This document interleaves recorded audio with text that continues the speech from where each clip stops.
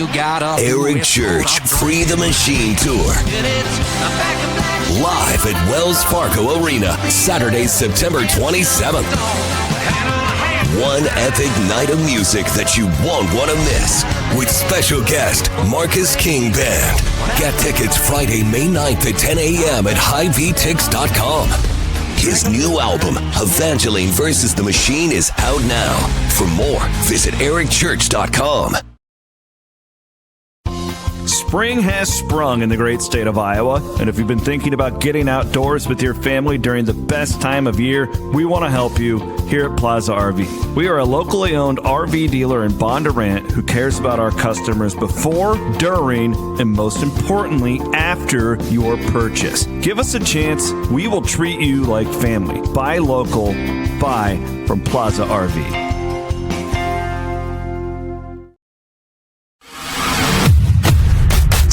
Scott Dochterman, Chad Leistikow, together on one pod, talking Hawks and all things Big Ten. Powered by GameDay Men's Health, with locations in Ankeny, West Des Moines, and North Liberty. From the Channel Seed Studios, this is Legends and Listeners, exclusively on Iowa Everywhere. Hey, Hawkeye fans, Big Ten fans, and Iowans everywhere. Welcome into the latest Legends and Listeners. Great to be with you on this Thursday morning, as always, from the Channel Seed Studios, only on Iowa Everywhere. Chad Leistikow of the Des Moines Register, Scott Dochterman of The Athletic. Scott, the Caitlin Clark game is now behind us. I feel like the offseason is finally here. It's been a busy week for me, Scott, but I also hesitate to say that as we reach mid-May, because our history shows that mid-May can often just sprout up randomly big stories in Iowa sports. Gosh, the last handful of years, I mean, really, you could even take it back to 20 when this really started to pop up and become kind of like the busiest on this side of the state, or if you're covering Iowa, it's really poked up. I mean, when you talk about the racial bias situation and 20, but then specifically the last few years, 2 years ago, we had the combination of the gambling, which ate up the entire summer, and Gary Barta retiring, and then last year the basketball coach retires, and kind of the stories associated with that didn't quite drag out like the men's did this year, but so hopefully we've reached the point of especially for somebody like yourself who covers Iowa directly, to it's the old horse latitudes that Morehouse used to say.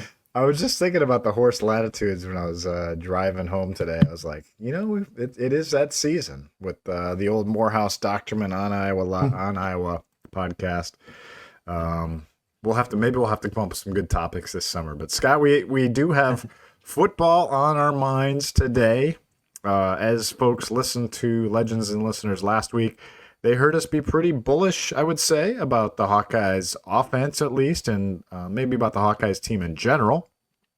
But as we get to thinking a week later, what does this bullishness really mean? How does Iowa stack up against the rest of the Big Ten, maybe the rest of the country? Well, I figured you're the perfect guy for this conversation because you are an esteemed national writer for The Athletic for college football, and there's no team you're more familiar with than Iowa. So I think it'd be fun to have a conversation about expectations, maybe.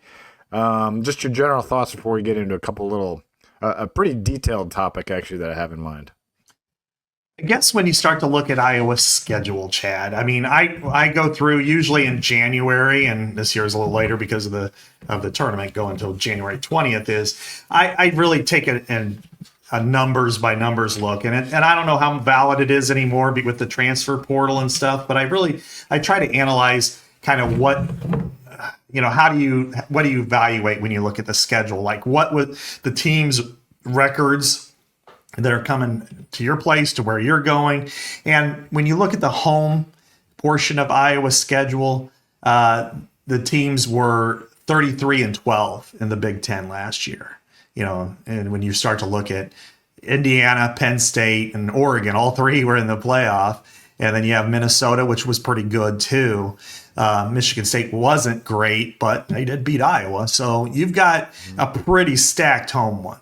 Now, the flip side of that is your road schedule consists of, they were 14-22 in Big Ten play, and that's advantageous for sure. So when you total it all up, Iowa's opponents last year were 47-34 in Big Ten play. Yikes. And that's among the higher ones in the Big Ten. In fact, that's the second strongest schedule based on last year's record. Wisconsin, by far and away, has the hardest, but Iowa is second when it comes to that. So, there's some other ones that are in similar territory, but that is a really bullish schedule in the Big Ten. So those are the things you have to really start to kind of analyze when you do evaluate the schedule. Well, that's exactly where I wanted to start, and we talked about this Sunday actually when we were together covering it at Carver, because the win total for Iowa. So you and I are like, hey, this could be a playoff team, but I mean, this has the potential to be a playoff team. I mean, if everything comes together, obviously quarterback play has to come to fruition. Defense can't take a step back, but the win total on FanDuel is 7.5. And it's like plus odds. It's like plus 128. So it's really probably more like 7 is projected by the odds makers. And they don't put numbers out that are going to be stacked one way or another. They kind of think Iowa's in the 7 and 5 range, Scott. So I thought we could use you here as our expert and just kind of go one by one through this, guys. We're not going to pick wins or losses, but just maybe tell us a little bit about the team, and we can talk about the, maybe difficulty of the matchup, perhaps the timing of the matchup, that kind of thing. And then maybe after that conversation, we'll have a little bit better feel for how realistic maybe a playoff push will be. Now, obviously, Albany is week 1. That's just a game to, see what you got at Mark Gronowski, see what you got at linebacker, see what you got, depth-wise. So we're not going to spend a lot of time there. But then it's at Iowa State. Tell us about what you expect from the Cyclones. Obviously, Hawkeyes have not lost in Ames since 2011. That's a crazy stat. Is this the year? I guess we'll find out. But how good are the Cyclones going to be after losing Jaden Higgins and Jalen Noel? That's a real tough combo to replace in Ames. They have some challenges there. As we've seen it before with Iowa, that teams that a lot of times their best teams are the ones that just win the close games. And Iowa State pretty much did that last year. They were able to take care of business against a lot of teams and win close games, exception being Texas Tech that they kind of gave away at the end. And Kansas, they were outplayed, and then they got beat really decisively by Arizona State in the Big 12 championship, but they were able to win 5 games that were by one score. They're 5-1 in those games. I mean, the fear, if I'm a Cyclone fan, is that evens out. And it does at Iowa. It does at all schools like this. And when things get tweaked, when you have, Jalen Noel was a tremendous receiver. So was Jaden Higgins. That's the reason why they went on the second night in the draft like we knew they were. Big time plays and big time moments. And they had a good quarterback to go along with them. So they were able to supplement a little bit in the portal. Chase Soule from East Carolina, I think, is going to be a really good receiver for them. I think, having Ben Bramer back for a full season at tight end is going to be really advantageous. But this is going to be a team that's, they've got some holes to fill. Wide receiver, you can't just, like we see it here, you can't see it there. You can't just expect somebody's going to come in and do that. Now, they've had good success over the years at wide receiver. You go back to Hakeem Butler and Alan Lazard, Xavier Hutchinson, and now Noel and Higgins. But you can't just expect it to magically happen in week 2. But last year, I'll say this: all the injuries they had on defense, and especially at linebacker, I thought, oh, this is going to be a tough game for them, and they were able to pull it off. And I think part of that was because of Iowa's breakdowns, but they still won, and they made the plays when they needed to. So I think this is your traditional Iowa toss-up game, but it's one that Iowa needs in the worst way. I mean, the importance of it. Last year we emphasized it. This year, with this schedule in the Big Ten, if you want to have a chance to go to the playoff, you have to win this game. That's all there is to it. Yeah, that's a great point. And if you do take an over 7.5 on the ticket, this is one you got to have. And you're right. It's probably one of those handful of true toss-ups, I would say. And it almost is. It seems like every time Iowa goes up to Ames, I mean, it's usually, I swear, we have to go back. But I bet it has been around a 3-point spread or less every year since 15. I would almost be sure of it. Because I've covered them all, and I feel like every time it's, I have to make a pick, it's like a 2.5 point spread, one way or another. Usually Iowa's favored, but yeah, total toss up there. I always feel, just because of the history, feel good about Iowa in that spot. I think, a lot will just depend on Gronowski, if he's the real deal. Last year, Hawkeyes got burned by their quarterback, honestly, in the second half. They win that game if they have competent quarterback play against the Cyclones, but they didn't. And then, of course, the next week, go ahead. And I was going to add one more point here. And this is what Iowa State has to do, even more than replace Knoll and Higgins, is they have to get better in run defense, because they got smoked last year in that area. And several times, I think 5 times they allowed 200 yards rushing. They were 126th in yards per carry. Gave up 5.35. They have to be better there. They should be better at linebacker, but that is an area they have to shore up, and that's an area Iowa can exploit. So, and that's early in the season. Yeah. They lost some key pieces on their defense. They have one of the best corners in America in Jontez Williams. But as you said, if Cade McNamara's now 5 of 18 for the final 3 quarters for 34 yards or something insane like that, they win this game. I think it was probably by double. Yeah. 27. Okay, I overestimated the numbers. I know. It was unbelievable how putrid it was at times. Yeah. So I mean, first blush to me, Iowa has an advantage because they can run the football, and will be able to run the football, but. Losing at home to Iowa is not exactly palatable for Iowa State for sure. And so you'd expect you got to play well. If you don't play well against them, you will lose. And that's happened numerous times in this series for both teams. Yep. Always comes down to turnover margin for the Hawkeyes, almost always anyway. And they've been great at protecting the ball up in Ames. Yeah. And I like what you said about the run game, because if, with Dunker, that was a little worry, if Dunker's going to be out a while, what if he misses the first 3, 4, 5 games of the season? It sounds like he's not going to be out now. So, anyway, see, I'm going to lean Iowa there, but we're not making picks here. We're just kind of giving you guys a sense of just how challenging this schedule is going to be, and that's a challenge for sure. UMass week 3, I think we can count that as a win. It's kind of a nice non-con schedule this year. You kind of need to have some gimmies at some point, and then it kind of sandwiches this really tough Iowa State game. But then week 4, Scott, you're back on the road at Rutgers. Typical Kirk Ferentz, right? Opens the season in the Big Ten on the road. I'm sure he'll make a little comment about that at some point. Feels like every year we open on the road in the Big Ten. Right. And it's been about 75%, I think, in the Ferentz era. And it's funny because Iowa gets 5 home games this year too. So.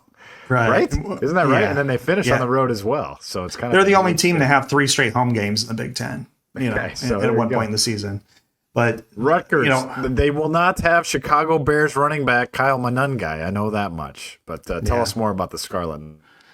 I actually had notes on UMass, so I wanted to share them for a second. So you got to ruin me on that one, but no. Well, go ahead. Yeah, give us. Well, maybe it's tougher than I think. So give me UMass notes. Come on. Oh, it's not. It's less tough than I thought. Because they actually had some decent players returning, and then they all went in the portal. C.J. Hester he's a really good running back. Went to Michigan. Their other running back who actually led the team went to Coastal Carolina. Another receiver, Anthony Simpson, who was hurt a little bit last year, but was really good the year before, went to Michigan. And then their top 2 edge rushers also transferred, one of them to Florida. So that just gives you a good glimpse of what you're going to get there with UMass. And as you said, perfect game, I think, for multiple positions, like linebacker to me. We've talked about this before. You've got veterans who haven't really played that position consistently, younger ones who have a lot of talent. By week 3, you kind of have your huge test week 2, week 1, whatever, name the score. And then week 3 is probably in the same boat. But then when you go to Piscataway, which I think is going to be a Friday game. Anyway, the Athletic always knows. Yeah. So, all right, we'll get that mentally. Anyway, go ahead. Yep. Dialed away. Friday Night Lights, baby. Friday Night Lights in Piscataway, which, by the way, if that does finalize and when it gets released, will be perfect for Iowa, because you think about it, they're playing UMass, and then you go play Rutgers, and then you have extra time off for your next game, which is a really big one. Rutgers it's not the same Rutgers we saw a couple of years ago, and I think hopefully people have kind of got past that, because Greg Schiano is a good coach. He's built it developmentally. They've done a nice job of kind of completing there. Now their quarterback is Ethan Kaliak-Manis again, who was at Minnesota before that. He started in that, or he either started or played a lot in that cold weather game at Minnesota, the Jack Campbell game. So this is, you're playing against him again. This is a pretty decent team, but this is a beatable team. This is, as we've seen, they've got, some guys coming in on the portal. Probably their best portal pickup was a running back to replace Monangai, and that's CJ Campbell. He's from Florida Atlantic. He had 844 yards last year. They are also able to get an edge rusher from James Madison, who had 13 sacks, and Eric O'Neill. So this is going to be a physical team, a really, an opponent that I would say is, you want to see how you match up physically. They're a good opponent for that. You play well, you'll win, but you're going to face a team that's going to smack you in the mouth. So I think this is a good matchup opponent for Iowa. You're better than they are. Mm-hmm. If you don't make mistakes, if you play the way you should, it's probably, with this defense, a 24-13 type of game. Mm-hmm. Maybe 27-17, but then again, anything can happen. So I would say, all things said, it should be a victory, but this isn't, again, your Rutgers team where you could just kind of throw somebody out. It's not like playing UMass. Let's put it that way. Well, thanks for the UMass info. That's way more than I had. So, to me, this is one of those games. There's gonna be a lot of them like this year, Scott, and this is why you got Mark Gronowski. You gotta have a quarterback that can win you, those ugly games if you need to. And I love the fact, we'll see how it plays out. Again, gotta see it, but I love the fact that he can run for first downs, get you those tough first downs, and you're not just maybe not going 3 and out all the time. I think your 24-13s might be low this year, though, Scott, with this Leicester offense. We'll see. It's going to be interesting. It could be some more higher scoring games potentially this year. So if it is Friday Night Lights, then you get an extra day to come back, recover, and then you're going to face the Hoosiers. And this is where I really am curious. You get to Hoosiers, then your first of 2 bye weeks. So all your eggs are in this basket. It's homecoming. Indiana playoff team last year. What do the Hoosiers got this year, Scott, that Iowa may need to worry about? And my opinion could change in 3 to 4 months, Chad. But as of this moment, this is the most important game of the season, probably for both teams, because the week before they play Illinois, and that's a huge game for them. I mean, because Illinois is a team that's in the same ballpark where they could win 10 or 11 games too. So they got to go back to back to back, and they've got to play Oregon after that. This is a tough road game for Indiana, but they are a good team. That last year was not an aberration. They've got a lot of good players coming back. They lost Curtis Rourke at quarterback. He was fantastic last year. He was way better than I expected him to be. And then they ended up picking up probably a guy who's better. Now let's see if he translates. But Fernando Mendoza from California, he threw for 3,000 yards. He completed almost 70% of his passes for the Cal Bears. Then they went out to the portal. They've been very active in the portal. They got Michigan's best receiver left Michigan for Indiana. When does that happen in the history of football? Ever? Never.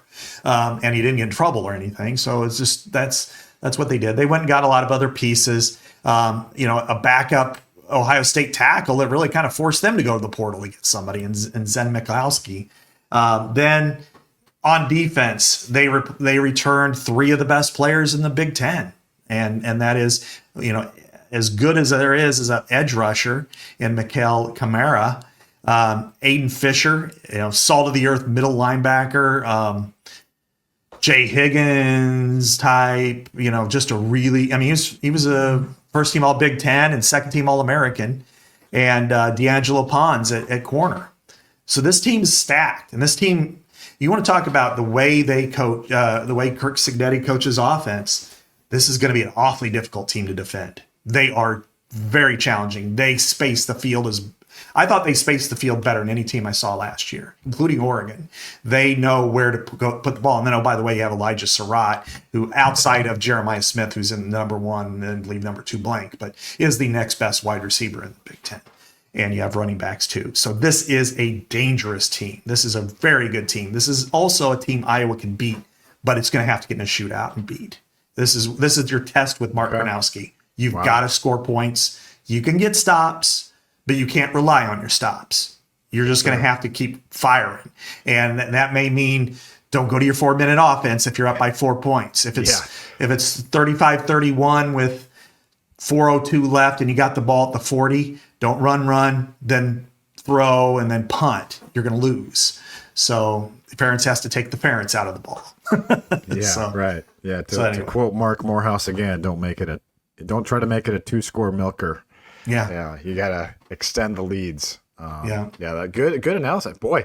So that's the first 5 before the bye, and that's going to be. It's going to be tough to get to 5-0. 4-1 would probably feel pretty good coming out of there, but yeah, I think Indiana, Iowa State, and Rutgers all seem like none of them are going to be gimmies for sure.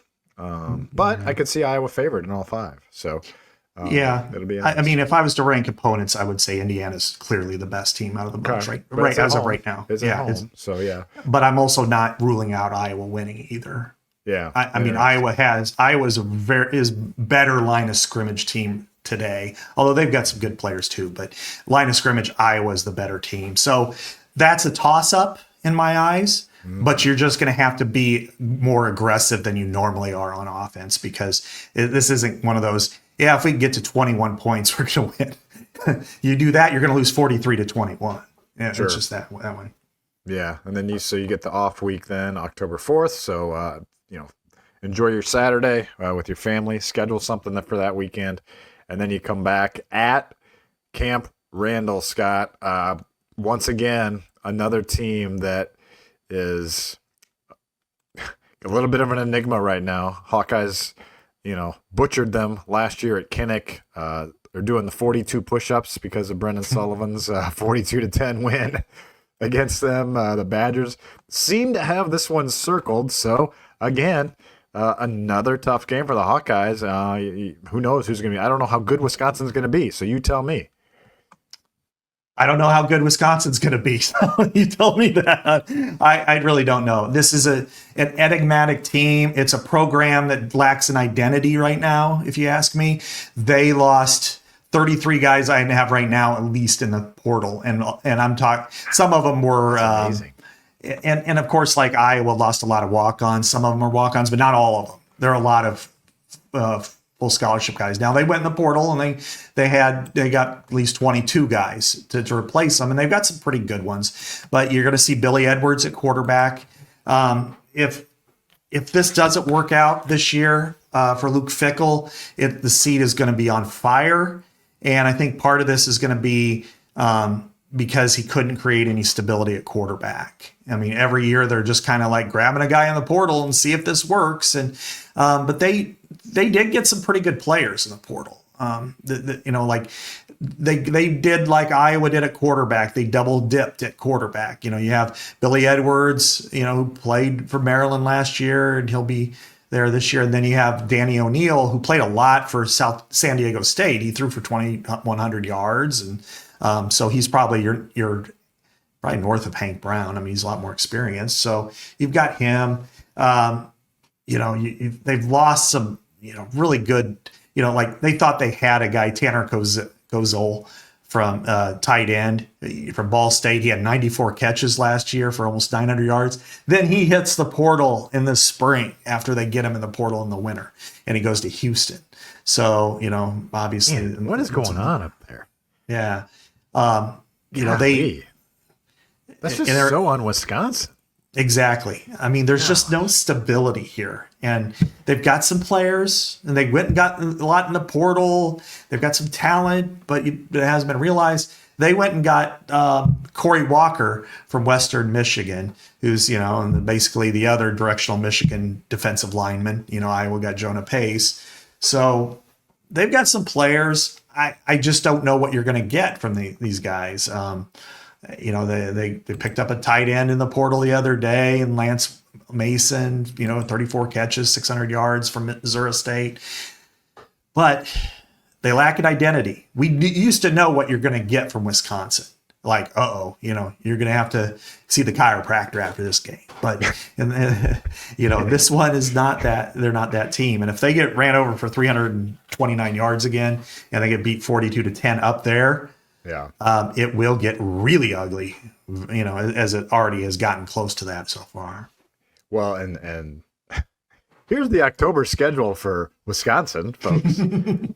At Michigan, home against Iowa, Ohio State, at Oregon.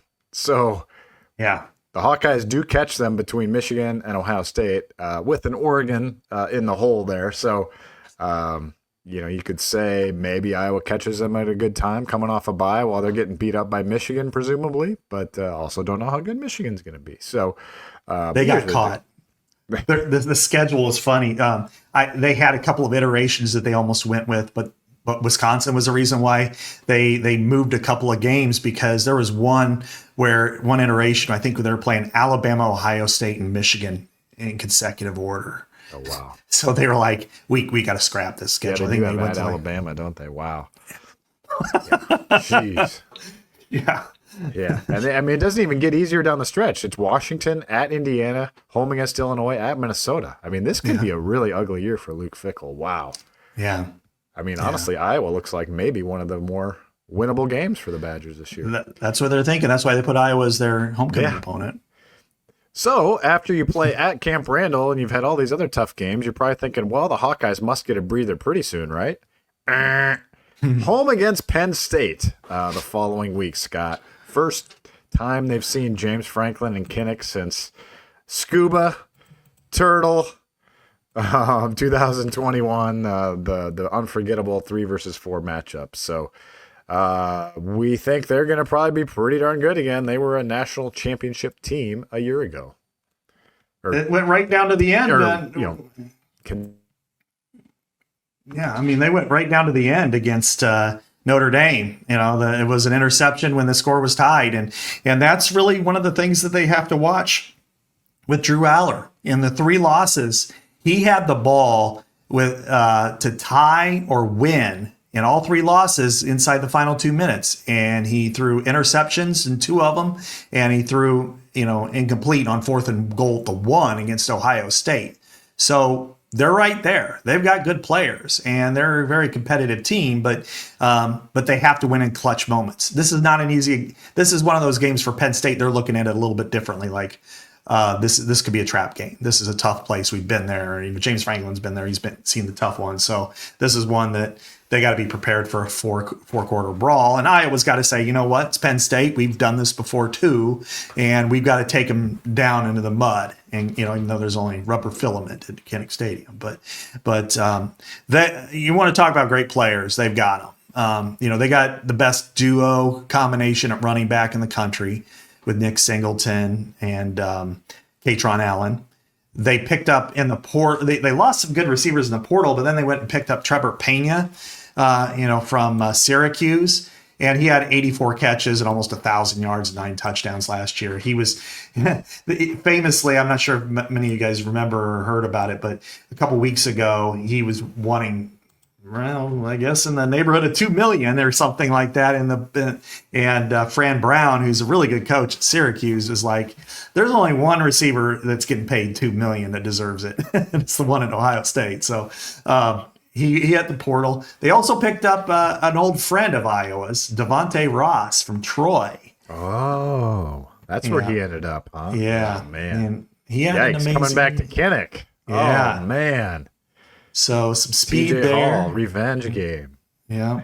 And then wasn't it TJ Hall that he burned? It was, wasn't it? Yeah. Oh, yeah. Okay. Wow. The There's our team. storyline. Yeah. Yeah, he had 1,000 yards receiving, 11 touchdowns at Troy. He had a really good year, not just the big game against Iowa. And, of course, he's electrifying speed. And then just today, they picked up a really good edge rusher in Amari Campbell from North Carolina, who had 10.5 TFLs, 6.5 sacks. And they probably, like last year, they probably have the best defensive end in the country in Danny Sutton. So they are a team that has national championship, hopes, and it's legit. I mean, they were in the Big Ten championship game last year. They were in the national semifinals and lost on a game-winning field goal in the final minute. So, that said, we've seen Iowa compete against these types of teams, and I think Penn State also has the potential to be one of those teams that just gets kicked in the gut and loses a couple of games and ends up just not being what it wants to be. It happens every year. So I would expect them to be ranked in the top 2 to 3 to start the season. Wow. And they've got the potential to be a very, very good team, but they also have the potential to lose a couple of close games. And this one is probably one that they're circling as a trap game. Yeah.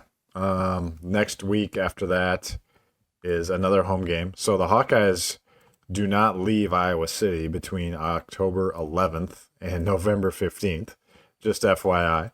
So this is during the home stretch. They get the Gophers, your man, PJ Fleck, coming to Kinnick after the old Cooper DeJean game. Now, talk about a revenge game here, Scott. I mean, this is Iowa's going to have this one. Well, the thing is, there's just nothing easy here. I mean, and you come off Penn State, now you get a trophy game. So, my goodness, at least you got a bye after this. But are the Gophers going to be good? They're going to be competitive. And they've built themselves into a competitive program. I think their biggest loss last year was to Iowa up there, and that was they were winning at halftime, and they dominated that second quarter. So this is a good team that you have to be prepared for. Now, they did a nice job, I thought, in the portal. I thought they were one of the more efficient teams you saw. They went and got Tyrone Tracy's brother, who was pretty good at Miami of Ohio. They went and got Malachi Coleman, who very, very talented player, didn't do anything at Nebraska, but he's very talented. And then Logan Loya from UCLA, who's good. And then, pretty good linebacker from Oklahoma State. John Nestor from Iowa probably will start in the secondary. Ooh, what a little matchup that's going to be. Yeah. And Darius is he going to be on Vanderzee? Nestor versus Vanderzee. Yeah, it could be. Okay. Yeah, maybe they'll be lining up on like punt duty. One's a gunner. Say TJ Hall's a gunner and or Deshaun Lee's a gunner and he's a tackler or something like that. But they also have one of the best running backs, the underrated ones, Darius Taylor, tremendous running back. Quarterback is the big question mark. They brought in initially a backup from Georgia Tech, Zach Pyron. He didn't even make it out of third string, and he transferred. And so they are sticking with a big, strong, athletic quarterback, Drake Lindsay, who was kind of their backup last year. He's got a lot of talent, and I don't know if he's going to be, it's going to take him time to adapt or whatever, but they feel pretty good about him. And I think this is a team, again, motivation is key, how your health is, all that stuff. But I think this is an opponent that Iowa has a chance to win, beat decisively probably, but also one that if you don't play well, they can come and smack you right in the face, and they would love to do that, as we all know. So not an easy opponent, not an easy opponent at all. Yeah, this is Kirk Ferentz is really a master at, I don't know if it's master is the right word, but he's really good about compartmentalizing schedule. Absolutely. And he's going to have these guys locked in for these 3 games at Wisconsin, Penn State, Minnesota. He'll call it a 3-game block. And can the Hawkeyes Heck, could they sweep that block? It's possible, for sure.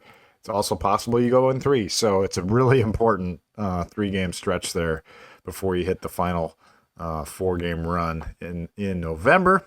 Man, this is tough to get this over 7.5 here, Scott. I mean, you're not seeing too many gimmies. You got two gimmies so far. Well, I tell you what, before you get to November, Chad, I think it's a no shave November, and you need some tea for November, don't you? Yes, that's right. Good call. Game Day Men's Health. Thank you for sponsoring our show. I don't know if you guys have been listening to Hawks Central, you kind of know what's going on with my Hawkeyes staff. We got one guy who has a dislocated elbow and surgery. So Dargan Southern. He's out like maybe 6 weeks. He might make it. I don't know how you can even write with one hand. So that's a disaster. He's doing well, so I can kind of laugh about it a bit. But he's out. Tyler Tashman on Wednesday, ACL surgery. My other teammate.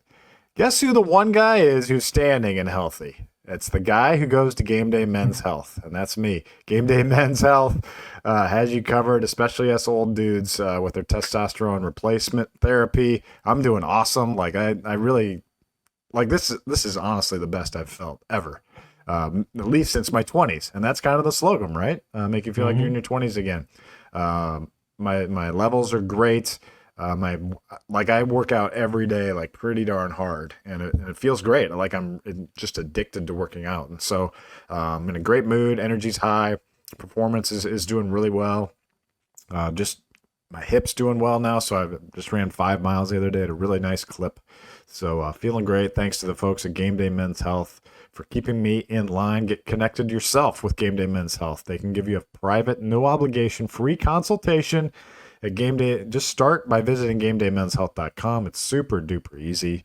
Or just stop in at one of the locations in Ankeny, West Des Moines, North Liberty. And Scott, I would say I am noticing that it's busier and busier. Like every time I stop in there, like it's a lot of people are going. So it's been, I think, good for a lot of people. It's been good for me. I know it's been good for you.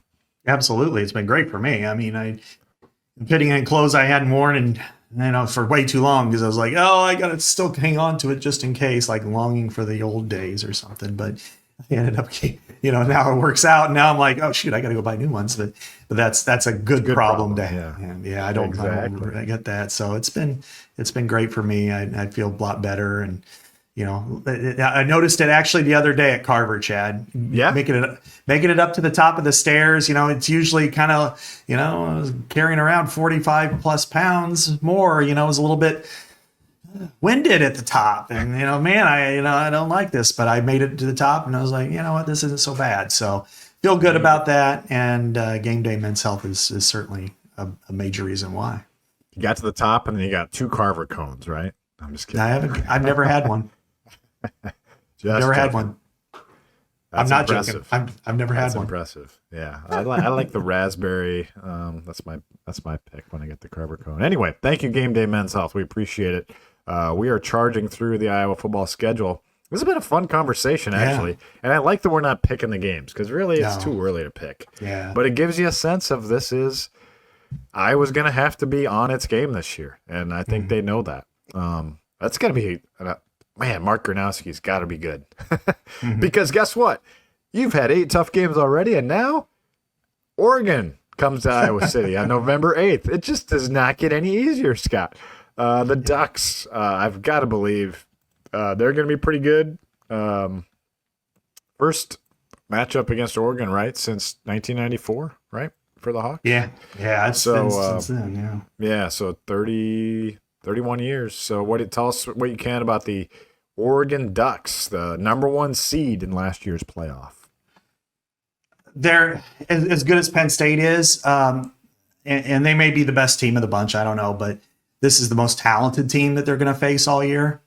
They have the best pass rusher, along with Sutton Dennis from Penn State, and that's Mateo Uiagalelei from Oregon. He was awesome last year. Bryce Betcher was a great linebacker. And, they also, were able to take USC's best lineman, Emmanuel Pregnon, for offense.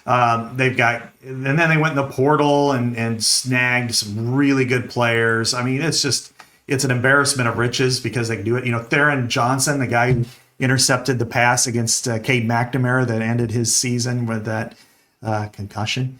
He transferred to Oregon. Dylan Thieneman from Purdue, who everybody wanted, he's there. Now they went and got Malik Benson and the Mekhi Hughes from Tulane is one of the best running backs in the country. He went there. So they are an embarrassment of riches. Isaiah World was the number 2 player in the portal at left tackle, and now he's there. So this is the most stacked roster you're going to see all year long. Wow. Because it's, the one interesting part is that they did not go in the portal at quarterback, which they have done for the last few years with Bo Nix for a couple of years, and then last year with Dylan Gabriel. I should preface it by saying they did a year ago for this guy, and Dante Moore, who is a 5-star, who went to UCLA, transferred, backed up Gabriel last year. Now he's the starting quarterback. They feel really good about him. They've got a couple other guys who are great. I actually watched their spring game about a week ago. This team's well put together. I mean, it is, and I'm not going to predict this game or anything, and I'm just going off what I've seen and what I know. And but this is the most talented team Iowa will face. If you're going out there, I would say this is going to be, if you're doing a projections, this would be the one that I would say, yeah, you don't even write down, you don't give this one any hope. But at home, Kinnick Stadium, we've seen it before, time after time. Yeah. November at Kinnick. Yeah. Iowa, we've seen top 5 teams go to die at Kinnick. And with Penn State in particular and Oregon, it wouldn't surprise. I'll say this: I don't think they beat both, but it wouldn't shock me if they got one.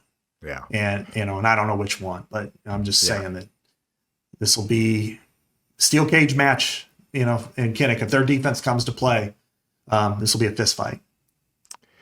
Yeah, absolutely. I think if you could get one of those two, you'd take that right now and cash that ticket at the bank to go 1-1 against Oregon and Penn State. Next on the list is at USC on November 15th. LA Memorial Coliseum, Scott. So the Hawkeyes get to face Lincoln Riley. Man, I've seen the win percentages on this. They're not great for the Hawkeyes, I don't think. But I don't know, I don't know how to feel about this. It's so far away, so I guess we'll just ask you again. How good's USC? I don't know. Last year they were a little bit of a mystery. They were very suspect. They weren't very good. But a lot of that is quarterback. You got Lincoln Riley. I think this is an important game, an important year for him. I mean, because they didn't go out and get the Oklahoma coach a couple years ago and decided not to get the Iowa State coach because they wanted to be 6-6 or 7-5. And Jordan Mayava, the quarterback that they picked up from UNLV that beat out Miller Moss late last year, he's expected to be the starter. There's some thoughts that he could be pretty good, but they're not going all in. I think the one I would watch, especially because it's in November, is that they've got one of the best quarterbacks in the country in Houston Longstreet. He's a 5-star, and I think it has that potential towards the middle of the year. If things aren't going the way they want, then they may make that move. And so, what does that mean? I don't know. It just means that he is. That they can make that change. But USC is an enigmatic program right now. They are not hitting on the way that they should be. Let me kind of take a peek here at their depth that I have. They picked up Brian Urlacher's kid in the portal. Yeah, I saw that. And they've got some other players. They've got talent. And Sam Heward is also there at quarterback, and Eli Sanders, former Cyclone, is there. And so it's just you just don't know what you're going to get with USC. but it's going to be a challenge because it's on the West Coast. Iowa's never done. Yeah, I was just going to say that. Yeah, that's his. If you go out to California, it doesn't usually go well, except for the 2019 Holiday Bowl for the Hawks. Yeah. So we'll see. That's so late in the season, but maybe it'll be cold here and warm there. So there's a plus. Yeah, have fun. Yeah, I don't know. Let's just kind of imagine for a sec before we move on to the last two games. Like, if Iowa is having one of those special seasons, let's say they're 7-1 going into the Oregon game, and they pull that upset. I don't know. I know that's like ceiling-ish discussions here, but I think it's on the table that Iowa has a really nice season. Now you get into these last three games, and they're kind of winnable games, but they're also very dangerous type games. And this, to me, it would fit the bill. Let's say you do beat Oregon, okay, or just some miracle you do it. Like, trying to turn around and go out there with some kind of like ranked pressure, you're trying to make the playoff. Who knows? No matter where USC is in having whatever its season's going like these are just going to be tough, like, games for Iowa. The culture games, they've been so good in November in recent years, as we've discussed. But it's just kind of this just feels like these last three games are going to be like, okay, what are you made of? And this is kind of the first of the three. For sure. You look last year, Chad, and they lost those games. They lost to at UCLA. That was basically the same game, USC and UCLA. The winner of that game got to go to a bowl, and USC won by 6. And Iowa went out there and did not play well. And it was collective. The defense did not stop the run. And here's my fear for USC is with Lincoln Riley as coach, he's going to devise a game plan to attack you, through the air. And if your corners are not playing well, and that's a spot that there's some concern there. And then if you're not getting a good pass rush, you could get picked apart and get really taken up and down the field, and that's not exactly the way they want to play. So then how do you counter that? Well, you're going to have to blitz. You have to get to the quarterback. You're going to have to force mistakes and then also take care of the ball on offense. And, they have enough talent that they can disrupt you there. And so it could be a very dangerous game. I mean, this is the 10th game of the year. Yep. So Iowa, at that point could be 7-2, 8-1, if they're in that category, and it's dangerous, and you got to find a way to win. And they've got good athletes on offense, so you're just going to have to be prepared for that. Yeah, let's say they are 7-2, and that is very much realistic. I would say, based on what we've discussed. Let's say they steal one of those big games, lose some other game along the way. Iowa State, Wisconsin, whatever, Indiana. You're 7-2. You're a playoff contender in that with this strength of schedule. If you can sweep these last three, right? So like that, absolutely. You're just like into these. That's what I'm saying. These last three are just like so like, whew. These are going to be tough, but you're going to have to, if you want to have a special season, these are probably the three you're going to have to win. Because then you come home the next week and you face Michigan State. Okay, it's your final home game, senior day at Kinnick. I mean, I guess it's probably the, lightest home game in the Big Ten. Maybe that or Minnesota. I mean, I don't know. As far as ease goes, so not easy, Scott. But what about the Spartans this year? This is, last year I thought that was a matchup game for Iowa. Very few times, Chad, do when I really analyze games, I feel like I was duped or I was wrong, clearly wrong in my analysis. I always I can see this going wrong or this, but Iowa not being able to run the ball and then not stopping the run against Michigan State, because if I recall correctly, both them and UCLA were among the worst teams running the football, and Iowa couldn't stop it. That really surprised the hell out of me last year. And Aiden Childs is an incredible talent and has the potential to really take that step up as a quarterback. But he's very inconsistent, which is what his thing was last year. His best game, his most consistent game, came against Iowa. And Nick Marsh at receiver is phenomenal. I'm going to use Franisms here. Spectacular. He's if it wasn't for Jeremiah Smith and Elijah Surratt, he may be the third best receiver in the Big Ten. And so you've got those things coming your way. And I think Jonathan Smith is a really good coach. He was at Oregon State, did a nice job with that program. I thought last year, even though they were 5-7, they got bombed at the end by Rutgers and stuff. I thought they had a pretty good year. They didn't get to, and then they went out and got some nice pieces in the portal. They kind of did 1-for-1 trades, but based on what we know today, 6+ months away, I think Iowa is the better team. If I was in a position to win its home finale, it should. But, you never know. I mean, Aiden Childs could have a really great year too. And then all of a sudden you're like, wow, this is kind of a great story too. So it's 6 months away. Let's ride it out and have fun with it. So I think Iowa's the better team, but I also think this is a scary opponent if he's playing well.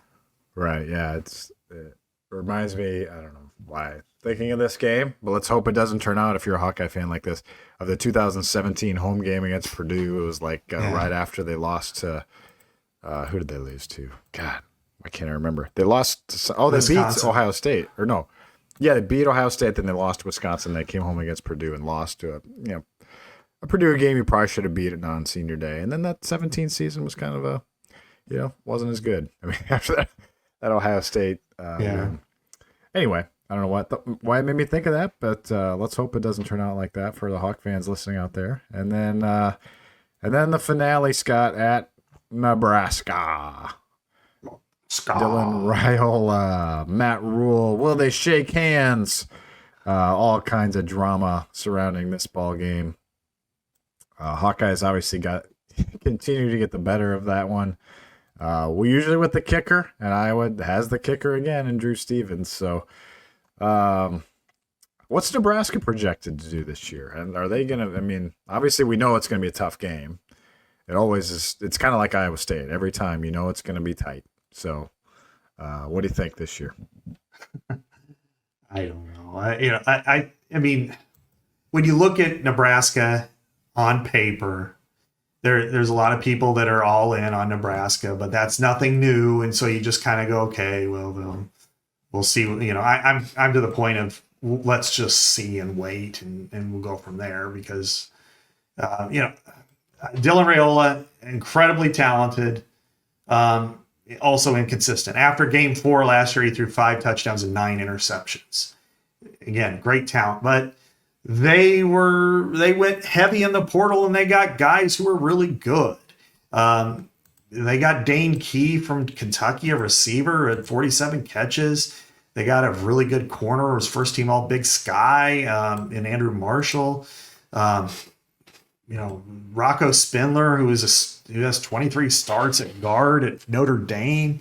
Elijah Pritchett, who is the starting right tackle at Alabama, left to go there. So, Deshaun McCullough, who's kind of really talented and done much, and then Isaiah Hunter, and a wide receiver, 40 catches last year. They got a lot of. They picked, and then the 5-star from Missouri, Williams Waneri. So they went in the portal and got a lot of big names. They also had a pretty good team last year, right? But it's Nebraska. We just don't know, and what's happened the last 2 years, last play of the game, Iowa's kicked a field goal to win. And I'm kind of in the I'll believe it when I see it mode, not to suggest that they don't have the talent and this isn't going to be a great year, but I just want to wait before I say that they're really going to be really good or they're just the same old Nebraska. I just don't know. Yeah, and I guess the point of this whole thing, this whole show really has been, and now we're getting close to an hour, has just sort of been to outline what should the expectations be for the Hawkeyes this year. How tough is it going to be? We think Iowa's going to be pretty good. We don't see a lot of holes in any of the spots, really too many spots anywhere. Special teams look good. We think Gronowski's going to be good. Offensive line, we feel great about. I like running back. We saw a great play by the receivers. You're pretty bullish on the 2 tight ends. Defensive line seemed like, to me, that was maybe the the biggest move forward this past spring in terms of, defensive tackle. I'm not as worried about now. Max Llewellyn looks like a guy. Can Brian Allen, Ethan Hurkett, Jose Epinesa, Kenneth Merriweather, can they get enough pressure off the edge? I kind of like that. I feel we'll see at linebacker. That's probably the one area I'm actually growing a little more concerned at. And then number 2 corner. But anyway, we think this is going to be a pretty good team, but this schedule, Scott, I can't think of a time when I've looked at a schedule and thought that this looks like one of the more difficult schedules that Iowa's had since I resumed covering the team in 2014. Mm-hmm. Right, because as I mentioned, that based on last year's numbers, this is the second toughest schedule in the Big Ten. And I look at this team kind of with the 20,000-foot view in some respects, but with knowing the past, is that it has the potential to be 09 or 10. And both years were the good and bad. And this is what you get with an Iowa team. In 09, they won all the close games against some really good teams. I mean, I think they played 4 teams that won 10 games, and they won 3 of them or something. I mean, it was a really good team, and they did a nice job. And then the next year, they lost all the close games. And the main reason why was they lacked depth. And if there is a fear that I have, and it's a different era, so it's I can't really get too hung up on it, Chad, but that is the 2 of the years where I thought that they came close, but they fell at the wrong time, was because of linebacker play. And that was 2010 and 2018 and 19 to some extent too. And it was, 2010, they were way down. I mean, they had they're playing 5, 6, 7 at linebacker. And I thought, as great as Norm Parker was, I thought one thing that he did wrong was he stuck to the 4-3 throughout. And he had really good players on the bench in the defensive backfield. And yet he would not change it. And it cost him against Ohio State when they would not deviate. And they had their 7th best linebacker on the Big Ten receiver of the year, and, right. and it was just like, what are you doing? And he did the same thing against Iowa State in 07 when Philip Bates was on Mike Klinkenborg. I mean, Klinkenborg was an ass kicker at middle linebacker, but he could not cover a 4-3 guy and got beat with a 40-yard pass, and Shaggy kicks the field goal and then went 15-13 on, at the end of the game. And so I have a fear that could be the case if the linebackers aren't good enough. Mm-hmm. But, as we outlined here, Chad, they've got a good enough team to compete in most of these games too. Yep. And that's where the quarterback comes in. I was just going to say that. Yeah. I feel like that's the whole thing this year. Mm-hmm. Yeah. Go ahead. And injuries. Iowa, you're going to figure on injuries somewhere, probably in the secondary somewhere, probably on the offensive line. Do they have somebody who can step in and compete and win those games? Yeah, and it's also when you catch teams too. I mean, again, that's why you can't W&L these things in May. You really can't do it in August either, but we'll try. We'll try in August. Yeah. But it looks tough. I still, if you put a gun to my head, I would take the plus money on over 7.5 just because I believe in this team, and I'm believing in Gronowski at this point. I like the line. I like Lester. I just think. And then if you tell me Phil Parker and Seth Wallace are on the other side of the ball, I think they'll figure that out. And I think Iowa has maybe the best special teams in America. So, you're right. You give me, and those are that kind of stuff will win close games. You get a Gronowski who's 49-6, a Phil Parker defense, and good special teams. I mean, to me, that should win the close games. But it's gonna be fun. It's gonna be a high wire act this year, or whatever you call it, and it's going to be. Yeah. I'm already excited for the season because it's really going to be entertaining.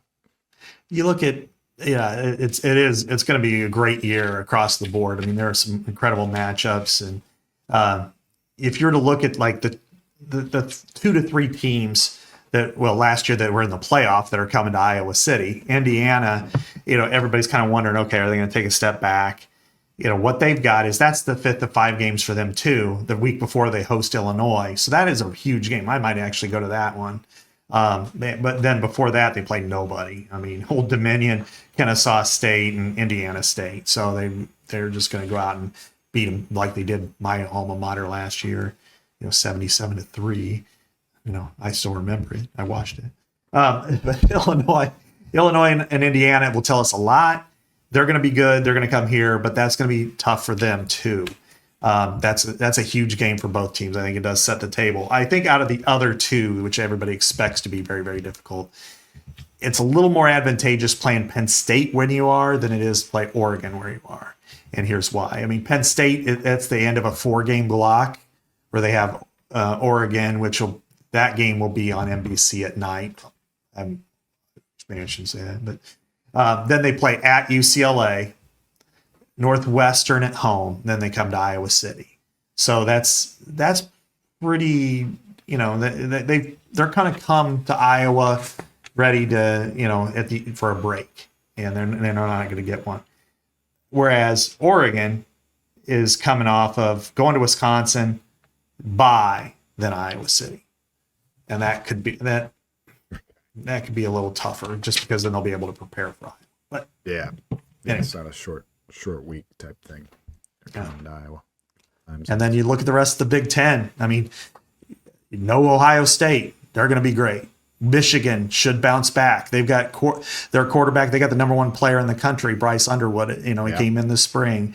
And then Mikey Keene, who didn't play much this spring. I don't think he played at all, but from UNLV, but he was their starting quarterback and he came there. So they've got, some experience. They were like Iowa a couple of years ago, where it's like, give them a quarterback and they're still going to be good. Although they're going to be missing Sharon Moore for 2 games. Yeah. Connor Stallions continues to bite them. And Washington, to me, might be the team that could take a huge step forward. Damon Williams is phenomenal. He's going to be one of the most exciting players in the country at quarterback. So they should have played him last year over Will Rogers. But the whole Big Ten, I mean, really, top to bottom, the Big Ten is very difficult. It was the year of the Big Ten this past year. So even as tough as the schedule is for Iowa, as we just went through, they don't face Ohio State, don't face Michigan, don't face Illinois, don't face Washington. So there's still some breaks in there, so to speak, I guess. But there's not many easy wins, though. Like, I really don't see any in the Big Ten. Like, none. I mean, last year, I can't remember last year, but didn't they face Northwestern at home last year? Northwestern. Like, okay, that's probably a win. If you were to play the old Big Ten West, let's put it this way. Yeah, right. Northwestern and Purdue would be teams that you feel like you could probably win. Without any issues, especially Purdue. Iowa got screwed not facing Purdue last year or this year. I know, their most hated rival. They can't even play them anymore. Let me give you a rival. Yeah, a couple of numbers here. They have lost 64 players to the portal. Ooh. And they've gotten 50. That's PU. Yeah, PU. No kidding. They just lost a guy to Austin P. Just like Iowa did, I guess. But yeah, that is struggling. And Northwestern is interesting, but they've got a long way to go. But that was a fun dive. Yeah, fun dive. I know we already over an hour, but is there any other lingering topic you want to talk about, or should we close it out and send it off? Send it off to Aiden to produce. You know what? I think we did a pretty good job here breaking it all down, and but one thing I'll say is, I know there was a couple of people who tweeted at me about, I can't believe Iowa plays such a crappy non-conference schedule, and I'm just like, you guys have zero perspective in this world. I mean, when we just go through the Big Ten schedule like we just did, and then you look around and other teams decided, we're going to SEC it. We're not going to play these awesome non-conference games if we're going to have to go through this meat grinder. It's like we're done out here. So you're going to, Penn State's not playing a major conference opponent, in the non-con. Now, Texas, Ohio State is going to be a superstar matchup in week 1. And Michigan's going to Oklahoma. But Iowa's playing Iowa State, and people may try to poo-poo it, and I don't know why they would, but that team won 11 games last year. The team went to the Big 12 championship game. The team had, had 3 guys drafted on the second night of the draft. I mean, it's a pretty good freaking program. So if you're going to poo-poo it because it's, you see it one way, it's not reality. Yeah. Just take the Iowa State part out of it and just look at it for what it is, and that's a really good program. So this is a bullish schedule, and if Iowa can get to 10 wins with this, they deserve to be in the playoff. Yeah, that's the good thing about a tough schedule is you can earn your way into the playoff even with a couple losses. So, but it's going to be tough. Thanks, Scott. Great show. Great analysis. I couldn't have done this one without you. You knew. You carried us today, my man. You carried us, so thanks. It's fun to watch the Big Ten stuff now and kind of see it broadly. So. Exactly. All right. Thanks, Scott Dochterman. For Scott, this is Chad. We'll talk to you next week on Legends and Listeners only on Iowa Everywhere.